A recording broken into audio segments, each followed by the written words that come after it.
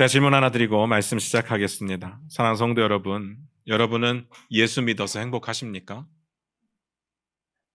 우리가 2달가량 예수님께서 말씀하신 행복에 관해서 우리가 이야기를 나눴었습니다. 여러분 생각하시기에 여러분은 예수님께서 말씀하신 그 복을 누리고 사시는 것 같습니까? 어떻습니까? 우리가 기본적으로 다 동의하는 부분은 있습니다. 죽어서 천국 간다는 사실은 엄청나게 큰 복이죠.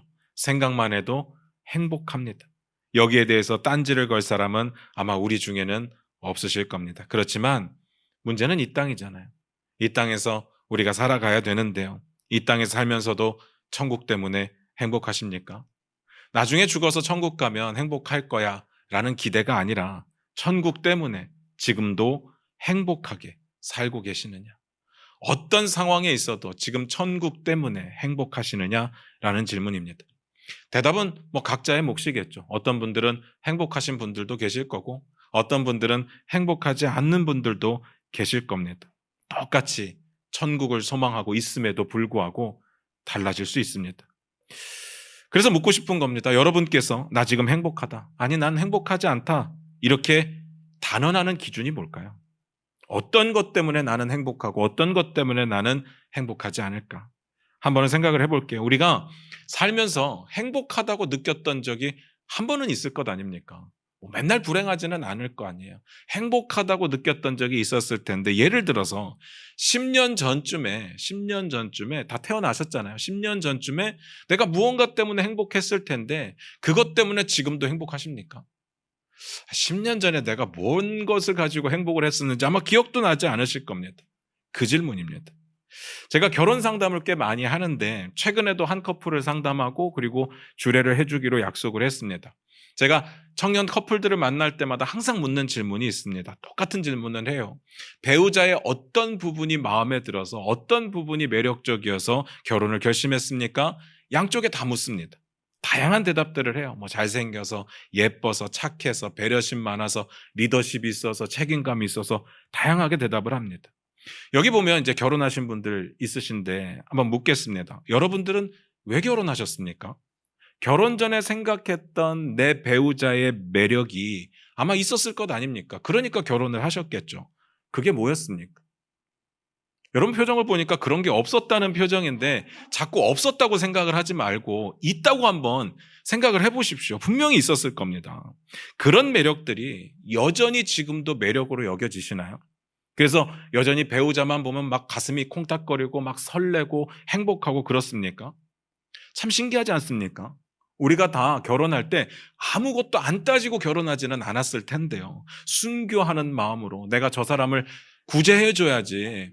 내가 결혼 안 해주면 저 사람하고 누가 같이 살겠느냐. 이러진 않았을 것 아닙니까? 뭐가 되었건 간에 좋아서 결혼을 하셨는데 근데 왜 지금은 그것 때문에 안 행복하신가? 여러분의 결혼 생활, 가정 생활이 안 행복하다는 이야기가 아니라 결혼 전에 내가 행복할 거라고 생각했던 그 부분이 왜 지금은 행복이 아니냐는 거죠. 어떻습니까? 항상 제가 결혼 준비하는 커플들에게 해주는 이야기가 있습니다. 지금 그 좋아하는 매력 때문에 나중에 결혼해서 결국은 힘들어질 수 있다. 세심하고 배려심 많은 그런 성격이요. 나중에 지나친 관심 때문에 숨 막힐 겁니다. 츤데레 같은 스타일, 무관심하고 이렇게 나쁜 남자 스타일, 나중에 심각한 무관심 때문에 힘들어질 겁니다. 제가 잔인한가요? 제가 이렇게 말씀드리는 이유는 그런 것들이 절대 행복의 기준이 아니라고 말씀을 드리는 거예요. 무슨 말인지 아시겠습니까? 살다 보면요, 그런 것들이 더 이상 매력으로 안 다가올 때가 있습니다. 그런데 그게 틀린 게 아니에요. 잘못된 게 아닙니다. 당연한 거니까 잘 살라고 말씀을 드리는 겁니다. 우리가 예수님을 믿고 있음에도 불구하고 행복하지 않다는 이유, 그것은요, 우리가 행복해라고 인정하게 되는 그 순간이 있을 것 아닙니까? 내가 불행해 하다가 어떤 순간에 이제 내가 행복해라고 여기게 되는 그 순간이 있을 텐데 그 순간의 설정값이 잘못되어 있기 때문에 기준이 틀렸기 때문에 내가 원하는 상황이 아니면 난 행복하지 않다라고 착각을 하는 거죠. 오늘 본문 말씀을 같이 보시면서 그 이야기를 좀 나눠보도록 하겠습니다. 5장 10절입니다. 같이 한번 읽어보겠습니다. 5장 10절입니다. 같이 읽습니다. 시작. 의를 위하여 박해를 받은 자는 복이 있나니 천국이 그들의 것임이라. 오늘 드디어 팔복 중에 8번째 복까지 왔습니다. 그러면 끝까지 온 거죠. 본문을 들어가기 전에 제가 좀 드리고 싶은 이야기가 있습니다. 혹시 눈치채신 분들도 계실지 모르겠는데 제가 설교 중에 팔복을 이야기할 때 그냥 팔복이라고 이야기하지 않고 제가 항상 뭐라고 이야기를 드렸는가 하면 우리가 팔복이라고 알고 있는 복들, 우리가 팔복이라고 알고 있는 메시지라고 했었습니다. 물론 뭐 간단하게 설명드릴 때는 아닐 때도 있었지만 웬만하면 제가 그런 식으로 표현을 했었습니다. 혹시 눈치채시거나 이상하다가 생각하신 분들이 계실지도 모르겠습니다. 그 이야기를 좀 설명드리도록 하겠습니다. 우리는 보통 팔복하면 오늘 본문까지가 팔복입니다. 그런데 그 다음 구절을 한번 같이 읽어볼게요. 5장 11절, 12절을 같이 읽겠습니다. 같이 읽습니다. 시작. 나로 말미암아 너희를 욕하고 박해하고 거짓으로 너희를 거슬러 모든 악한 말을 할 때에는 너희에게 복이 있나니 기뻐하고 즐거워하라. 하늘에서 너희의 상이 큼이라. 너희 전에 있던 선지자들도 이같이 박해하였느니라. 팔복은 우리가 알기로 10절까지가 팔복입니다. 분명히 거기서 끝납니다. 그런데 11절에서도 보면 또 복의 내용이 나와요. 다시 말해서 9번째 복이 등장을 합니다. 9번째 복이 소개가 돼요. 그런데 왜 구복이라고 하지 않고 팔복이라고 할까?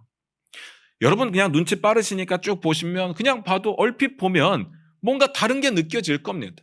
뭔가 같은 판 안에 넣어 놓을 수 없는 그런 이질감이 느껴질 거예요. 쉽게 설명하면 이런 겁니다. 첫 번째부터 8번째 복까지는 한 구절 안에 깔끔하게 정리가 돼요. 그런데 그 다음 나오는 9번째 복은 뭔가 표현이 깁니다. 간결하지가 않죠. 설명이 많습니다. 내용도 많아서 한 절에 안 끝나고 두 절에 나뉘어지죠. 그 부분이 다릅니다. 형식이 다르다는 이야기예요. 그러다 보니까 9번째 복을 팔복과 동등하게 봐서 구복 중에 하나로 보는 사람들도 있고 8번째 복에 어떤 부연 설명을 해주는 확장판으로 보시는 분들도 있고 그것도 아니면 완전 다른 새로운 복의 시작으로 보시는 분들도 있습니다. 그 논쟁이 끊이지 않죠. 그런데 대부분은 그냥 팔복을 오늘 본문까지라고만 봅니다. 그리고 보통 8번째 복을 설명해주는 확장판의 개념으로 9번째 복을 봅니다. 저도 이 관점에서 볼 겁니다. 그래서 오늘 본문을 보게 될 때 9번째 복도 함께 놓고 보게 될 거니까 양해를 부탁드립니다. 오늘 본문 다시 보겠습니다. 5장 10절입니다. 같이 읽습니다. 시작. 의를 위하여 박해를 받은 자는 복이 있나니 천국이 그들의 것임이라. 오늘 본문이 이렇게 시작을 했어요. 의를 위하여 박해를 받은 자가 복이 있다. 9번째 복하고 8번째 복의 그 관계를 잘 정리를 하고 8번째 복으로 왔는데 뭔가 이전에 보던 복하고는 느낌이 좀 다릅니다. 뭐 눈치채실 수도 있고 못 채실 수도 있는데 느낌이 많이 달라요. 비교를 좀 해보겠습니다. 마태복음 5장 3절부터 9절을 우리 천천히 한번 같이 읽어보겠습니다. 마태복음 5장 3절부터 9절입니다. 같이 읽습니다. 시작. 심령이 가난한 자는 복이 있나니 천국이 그들의 것이며 애통하는 자는 복이 있나니 그들이 위로를 받을 것이며 온유한 자는 복이 있나니 그들이 땅을 기업으로 받을 것이며 의에 줄이고 목마른 자는 복이 있나니 그들이 배부를 것이며 긍휼히 여기는 자는 복이 있나니 그들이 긍휼히 여김을 받을 것이며 마음이 청결한 자는 복이 있나니 그들이 하나님을 볼 것이며 화평하게 하는 자는 복이 있나니 그들이 하나님의 아들이라 일컬음을 받을 것이며. 복이 있는 사람들의 특징만 한번 눈으로 보시기 바랍니다. 간단하죠. 심령이 가난해요. 애통해요. 온유해요. 의에 줄이고 목말라요. 긍휼히 여겨요. 마음이 청결하고 화평하게 하면 됩니다. 간단하죠. 근데 8번째 복은 어떻습니까? 다시 한번 읽어볼까요? 5장 10절입니다. 시작. 의를 위하여 박해를 받은 자는 복이 있나니 천국이 그들의 것임이라. 우리가 보기에는 그냥 한 구절처럼 보여지지만 여기에는 두 가지 내용이 들어있습니다. 의를 위해야 되고 박해까지 받아야 됩니다. 간단하지가 않아요. 이중적입니다. 제가 좀 더 설명을 드릴게요. 둘로 나눠서 봅니다. 첫 번째, 의를 위한다는 말이 뭔 말일까? 여기서 위한다는 말이 굉장히 중요한 이야기인데요. 영어로 이렇게 번역을 했어요. 여러분 다 아는 말입니다. Because of righteousness. 이렇게 번역을 했어요. 우리말로 다시 해석을 해보면 의 때문에가 맞습니다. 의 때문에 박해를 받는다 그 뜻이에요. 그러면 도대체 의가 뭐길래 우리가 박해를 받아야 되느냐. 이 의에 대한 개념을 알아야 이게 둘로 나뉘는지 안 나뉘는지를 알 수 있을 겁니다. 우리가 다 찾아볼 수는 없으니까 오늘 그냥 제가 설명을 드리도록 할게요. 보통 성경에서 말하는 의는 쉽게 표현하면 이런 겁니다. 의는 하나님 자신입니다. 그리고 하나님만이 가지실 수 있는 성품입니다. 그리고 우리에게 있어서 의는요, 그 하나님의 성품을 닮아가며 살아내려고 노력하는 것을 말해요. 그래서 의라고 하면 순종과 연결이 됩니다. 우리에게 의는 완벽할 수는 없거든요. 우리가 순종할 때 의롭다고 인정을 받는 겁니다. 제가 앞에서 9번째 복이 8번째 복에 설명을 해주는 확장판 같은 거라고 말씀을 드렸거든요. 그러니까 여기서 이제 9번째 복의 도움을 좀 받으려고 합니다. 제 말이 맞는지 한번 보겠습니다. 11절 같이 읽을게요. 같이 읽습니다. 시작. 나로 말미암아 너희를 욕하고 박해하고 거짓으로 너희를 거슬러 모든 악한 말을 할 때에는 너희에게 복이 있나니. 방금 읽었던 구절에는 이렇게 시작을 했어요. 나로 말미암아. 나로 말미암아. 말미암는 게 뭐예요? 이것도 이제 영어 번역본을 한번 찾아보니까 이렇게 되어 있습니다. Because of me. 어라? 우리가 앞에서 봤던 거예요. 8번째 복할 때 봤던 겁니다. 한국말로는 의를 위해, 여기서는 나로 말미암아. 전혀 다르게 번역을 했지만 원어를 찾아보니까 같은 말이 쓰였어요. 무엇 때문에. 11절이 10절의 확장판 같은 거라고 말씀드렸던 이유가 여기에 있는 겁니다. 같은 말을 풀어서 설명하고 있는 겁니다. 그렇게 보면 의를 위한다는 말이 무슨 뜻이 되겠습니까? 예수 그리스도를 위한다, 그 뜻입니다. 그래서 의는 예수님께서 가진 성품이에요. 예수님 자신을 말합니다. 우리에게 의는요, 예수님의 성품을 살아내는 거예요. 그래서 순종과 연결이 되는 거죠. 물론 우리는 완벽하게 의로울 수 없습니다. 완벽하게 의를 행할 수가 없어요. 그런데 예수님을 닮아서 살아내려고 노력할 때, 최선을 다해서 주님으로 인정하고 살아낼 때 하나님께서 우리를 의인으로 인정을 해주는 거죠. 우리를 불러주시는 겁니다. 여기까지 정리가 되십니까? 그럼 두 번째도 한번 볼게요. 박해를 받아야 된답니다. 박해를 받은 자라고 할 때 팔복 중에 이 부분만 특이하게 내가 뭘 할 수 있는 게 없어요. 내가 세상에서 의를 위해서 살면 세상이 박해를 한다는 뜻이거든요. 그런데 만약에 세상이 나를 박해를 안 하면요, 그러면 이 복은요, 이루고 싶어도 이룰 수가 없는 겁니다. 세상이 박해를 해줘야 내가 복을 누릴 수 있는 거죠. 그러니까 아이러니하게 이 복을 누리고 싶으면 박해를 받아야 됩니다. 세상 사람들이 도와줘야 돼요. 도와줘서 나를 박해를 해줘야 됩니다. 지금까지 7가지 복은 어찌되었던 간에 내 중심이었어요. 내가 잘 이겨내면 되고 내가 잘 극복해내면 되는 겁니다. 그런데 8번째 복은요, 내가 의를 위해 사는 것까지는 맞아요. 앞의 내용하고 똑같은데 그렇게 살면 이제 복이어야 되는데, 그렇게 살면 복으로 끝나는 것이 아니라 박해를 받게 되어 있습니다. 그리고 그 박해를 받을 때 비로소 복이 완성이 되죠. 많이 다르죠. 그러면 불안해집니다. 내가 크리스찬으로서 예수님을 닮아서 열심히 살아내려고 노력했는데 정말 재수없게 세상 사람들이 내가 열심히 하나님의 말씀대로 사는 모습을 보더니 감동을 받는 거예요. 야, 예수 믿는 사람들 다르네. 그리고 막 축하를 해주고 인정을 해주는 겁니다. 아, 그러면 안 되는데, 나 박해받아야 되는데, 그래야 내가 복을 누릴 수 있는데 갑자기 칭찬을 해주면 이건 복이 안 된다는 이야기예요. 복을 받으려면 박해를 받아야 되고, 박해를 받는 건 또 싫죠. 무슨 요즘에 밸런스 게임 유행하잖아요. 여러분에게 한번 여쭤볼까요? 박해를 받고 복도 받으실래요? 아니면 박해는 안 받고 복을 포기하실래요? 어떻습니까? 어떤 게 나은 것 같습니까? 그런데 걱정할 필요가 없어요. 우리가 걱정할 일은 안 일어날 겁니다. 우리가 진짜 예수님을 닮아서 살잖아요. 세상이 우리를 무조건 미워하게 되어 있습니다. 시간차가 있을 수는 있어요. 그런데 결과는 미워하게 될 거예요. 왜요? 세상은 예수님을 미워했으니까. 우리가 예수님을 닮았는데요, 예수님을 따라 사는데요, 예수님을 미워했던 사람들이 우리를 미워하는 거 당연한 것 아니겠습니까? 물론 예수님도 처음엔 환영받았습니다. 막 칭송을 받았어요. 사람들이 막 따라다녔어요. 그런데 결과는 어떻습니까? 사람들이 죽이라고 외치지 않습니까? 박해한다고요. 십자가에 매단다고요. 결국엔 우리가 십자가에 달리지는 않겠지만 그런 박해를 피할 방법은 없다는 이야기입니다. 저와 여러분이 예수 믿는 삶에 대해서 어떤 기대를 가지고 있는지 모르겠지만 이 부분을 여러분들이 받아들이셔야 됩니다. 자꾸 우리는 세상하고 어떻게 하면 평화롭게 지낼까를 고민을 해요. 물론 세상과의 관계 가운데 화평을 이루는 건 굉장히 중요한 부분인 건 맞습니다. 우리가 더 겸손해지고 더 사람들을 잘 섬길 수 있고 더 정직하고 더 성실하게 살아내야 되고 사랑, 우리가 가진 것들을 나눌 수 있어야 되고 또 사람들이 볼 때 흠없이 살아야 됩니다. 깨끗하고 거룩한 모습으로 살아내야 되죠. 이런 부분에 있어서는 우리가 최선을 다해서 노력해야 되고 사람들에게 인정받아야 돼요. 그런데 아무리 그렇게 살아도 우리가 예수 믿는 삶을 살아갈 때 걸리는 부분들이 생길 겁니다. 어떤 부분이요? 예수님만 진리라고 인정하는 부분이요. 이 이야기만 나오면, 이것만 들이대면 이제 사람들하고 걸리기 시작하는 거죠. 우리가 예수님을 닮아가야 되거든요. 우리는 예수님을 닮은 삶을 살아내야 되거든요. 그러면 세상 사람들과 부딪힙니다. 부딪히는 게 당연합니다. 마태복음 10장 34절 36절입니다. 한번 찾아보겠습니다. 마태복음 10장 34절 36절입니다. 우리 한 목소리로 같이 한번 읽어보도록 하겠습니다. 시작. 내가 세상에 화평을 주러 온 줄로 생각하지 말라. 화평이 아니요 검을 주러 왔노라.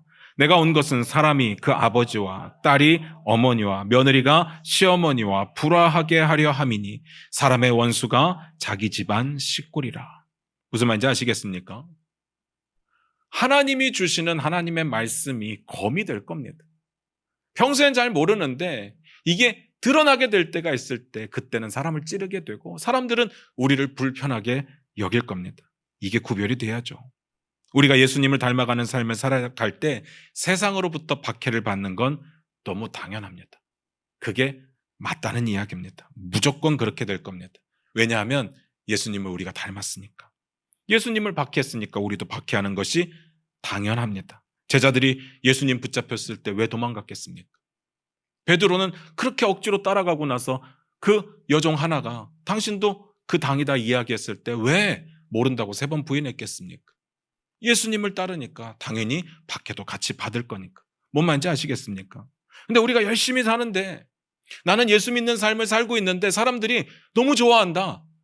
그럼 다시 한번 생각해 보셔야 됩니다. 어쩌면 내 모습이 예수님 닮은 삶이 아닐 수 있을 겁니다. 물론 뭐 시간차의 부분도 있을 거고요. 근데 제가 이렇게 말씀을 드리면 뭔가 의아하고 찜찜하고 속는 느낌이 들 수 있습니다. 이거 복 맞습니까? 그렇잖아요. 도대체 어떤 부분이 복입니까? 박해를 받는다면서요. 세상과는 화평을 누릴 수 없다면서요. 어디가 복이죠? 솔직히 우리가 원하던 크리스찬의 삶은 이런 건 아니잖아요.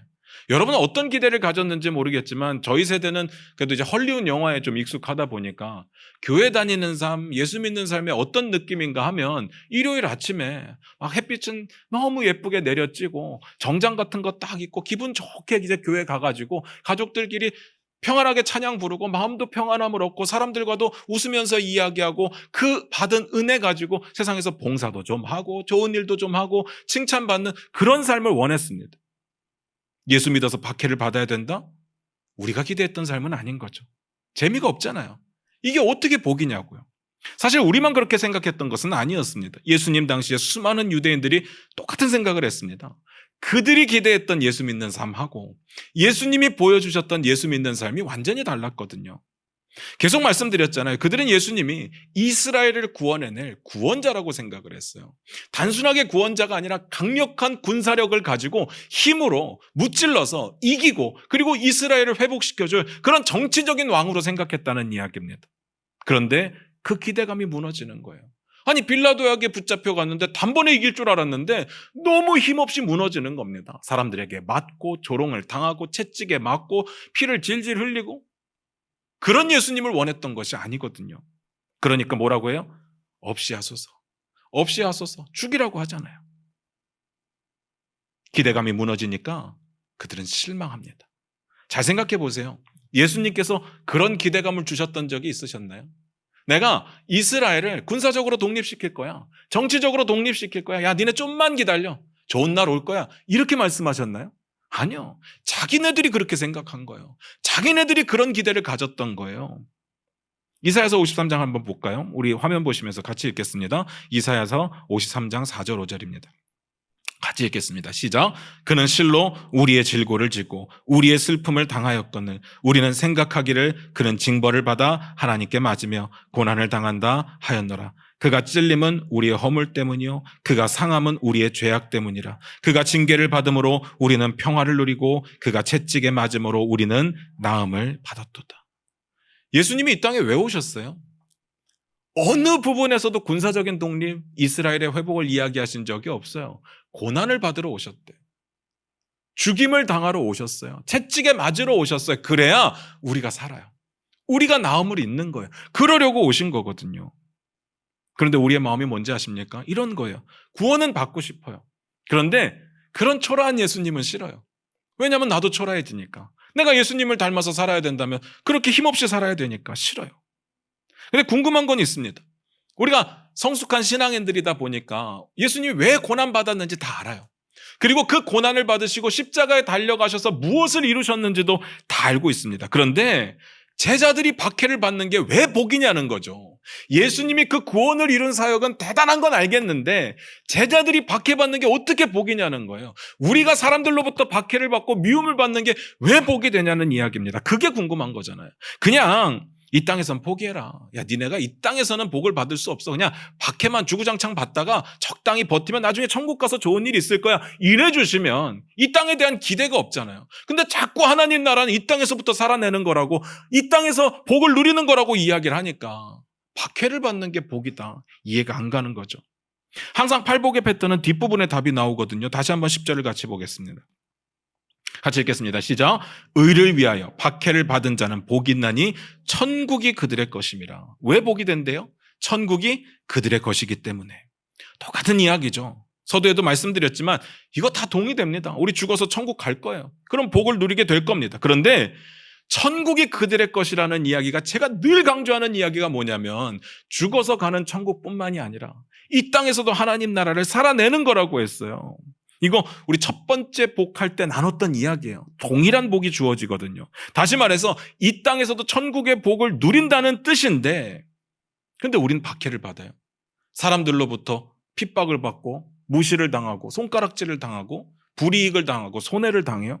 그렇기 때문에 우리가 복을 누리는 거라고요. 이게 이해가 안 되는 거예요. 어느 부분도 동의되는 부분이 없죠. 여기서도 9번째 복의 도움을 좀 받도록 하겠습니다. 이번에는 12절 볼게요.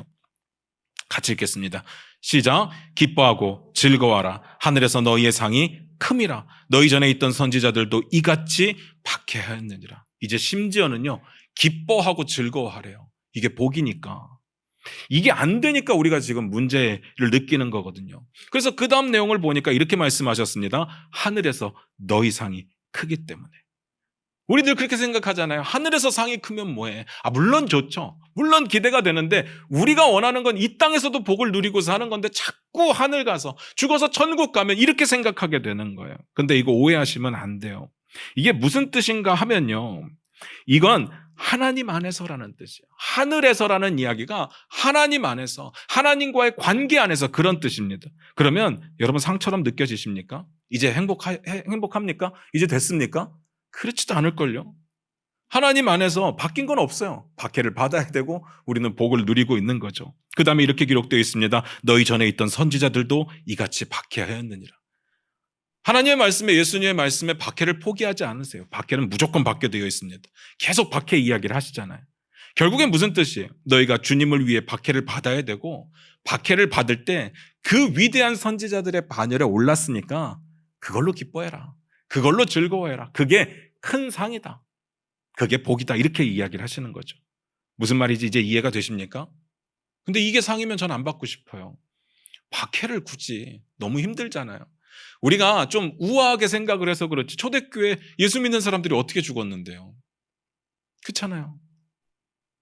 십자가에 매달리기도 하고, 동물이 있는데 굶겨서 거기에 빠뜨리기도 하고, 심지어는 꽁꽁 묶어서 그 경기장에 횃불로 사용하기도 하고.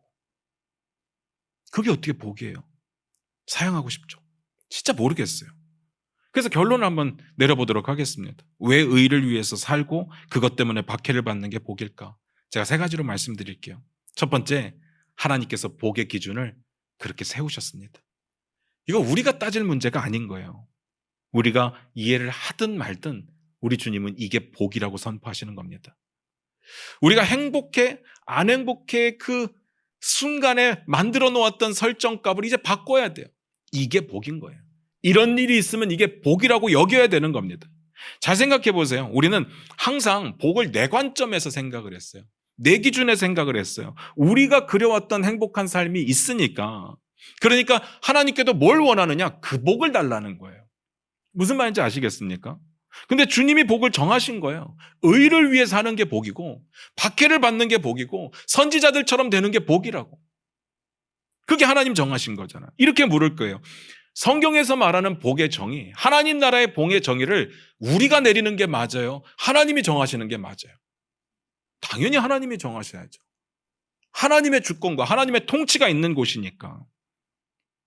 계속해서 제가 드렸던 질문, 말도 안 된다고 했던 이야기가 잘못된 겁니다. 우리는 자꾸 왜라고 묻죠. 왜 이게 복입니까? 라고 묻게 됩니다. 그런데 예수님이 정해주신 복이 이거예요. 우리가 의를 위해 살아야 되고 박해를 받아야 돼요. 그게 복이에요.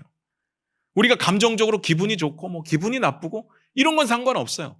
그냥 주님이 뜻하신 길대로 가는 게 복이라는 이야기입니다. 무슨 말인지 아시겠습니까? 주님을 위해 주님의 성품을 살아내고 순종할 때 박해를 받는 게 당연한 것이고 그게 복입니다. 그리고 하나님과의 관계 안에서 상이 크니까 그게 복입니다. 정리가 되십니까?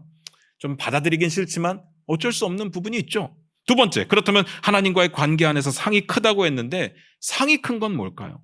이거 잘 정리를 하셔야 됩니다. 우리의 개념 속에 딱 오해하기 좋아요. 상이 크다고 하니까 우리는 어떤 느낌이 드는가 하면 등수의 개념이 들어요. 차별의 개념이 들어요. 상급의 개념이 들어요. 이게 아닙니다. 성경을 잘 보세요. 상이 크다라고 했지 사람에 따라서 상이 커질 거다라고 하지 않았거든요. 우리가 어떤 노력을 하면 천국을 받아낼 수 있을까요?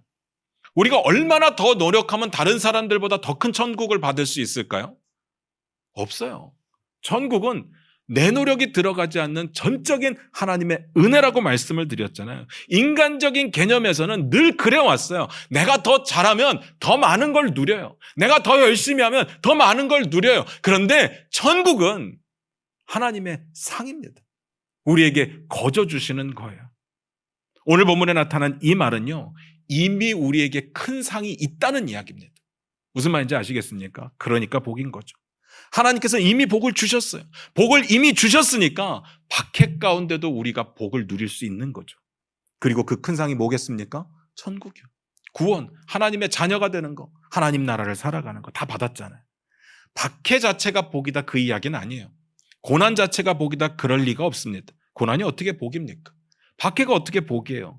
자꾸 우리가 고난을 미화시키면 안 돼요. 고통을 미화시키면 안 돼요. 그래서 무조건 고통스럽게 사는 걸 예수 믿는 사람들이 아주 기준처럼 생각해서는 안 된다는 겁니다. 마치 부자들은 다 나쁜 놈들이고 그리고 목사들은 다 가난해야 되고 이러면 안 된다는 거예요. 박해는 예수님을 위해서 받는 거예요. 세상이 예수님을 미워했던 것처럼 예수님을 닮은 사람들을 미워하게 될 겁니다. 고난 자체가 복이 아니라 박해 자체가 복이 아니라 그 힘든 고난 중에서도 너무나도 싫고 견딜 수 없는 박해 중에서도 하나님이 내 하나님이 되시니까 하나님이 내 아버지가 되시니까 내가 하나님 나라를 살아낼 수 있으니까 그렇게 복을 누리게 된다는 이야기입니다. 무슨 말인지 아시겠습니까? 사도 바울이 그렇게 이야기를 하잖아요. 빌립보서 말씀인데 제가 읽어드릴게요.